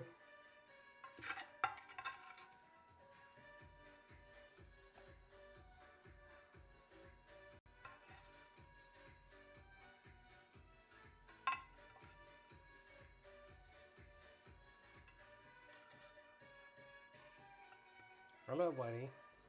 Oh, let's give Whitey some fine chicken. It's nice. Jeez, you want some of this? Oh, it's gonna blow your mind. So you can hear carved out. Yeah, well, he's eaten enough that.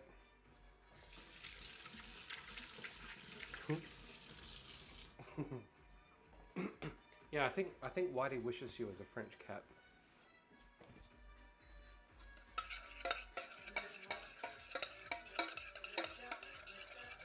Le Chat Blanc, indeed.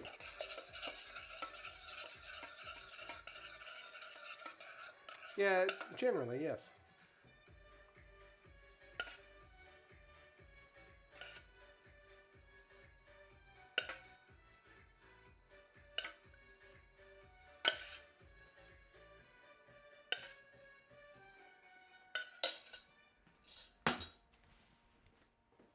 And because I have been putting these live streams on, although actually not this evening, but I upload them anyway to YouTube, reminding myself to take the glamour shots, the money shots, is helpful for doing the thumbnail. So that's how I've been trying to instill a little bit of discipline.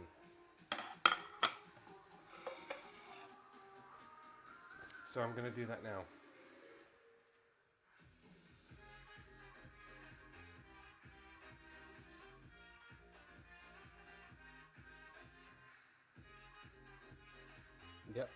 Yep.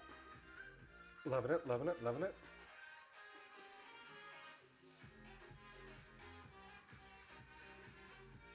That's where it is. Show me your best self. Red alert. We're done.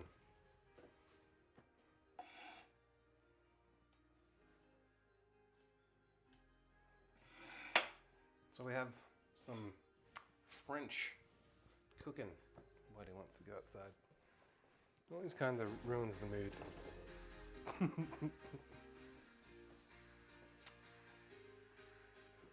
Boomshine coming in with celebration. And then Wolfie's didn't. There he goes. So that's kind of like half and half. I do not know how I've set my cues up. Let's give it a whack. So what I'm going to say here is the peas and the lettuce, just on their own.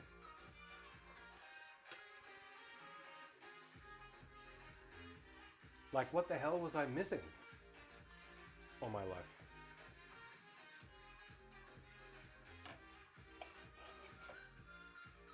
Frozen peas, old lettuce that you probably would have thrown into the compost, and then you get this fine French thing. I'm about to find out about the gravy.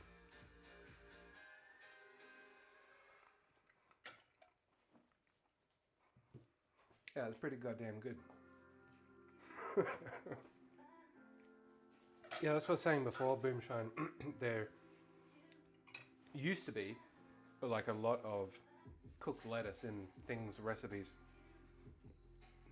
I couldn't tell you, with one exception, River Cottage, that includes it in a cooked recipe. This is just peas, onions, and lettuce, salt and pepper, and it's fantastic. Yeah, that's good.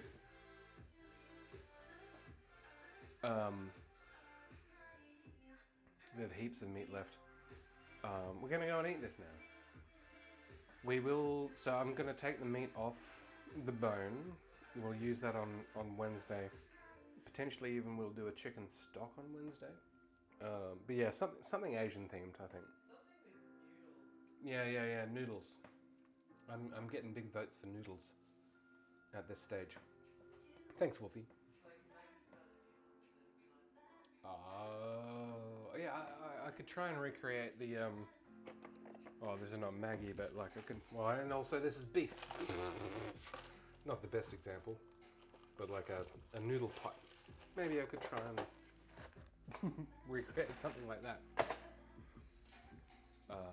You'll just have to tune in to find out. I will. You will. Thanks, everyone. Had a good time. Thanks to all the followers, new followers, and the generous people here. We will be back on Wednesday. If you want, jump into Discord. There's not much going on in there at the moment, but that is the nature of Discord for streamers. We'll leave it to you, and we'll talk to you again very soon. But until then, stay safe and bye for now. Oh, there's a gnat. Oh. No, it's not in my eye. We're good. Catch you again next time.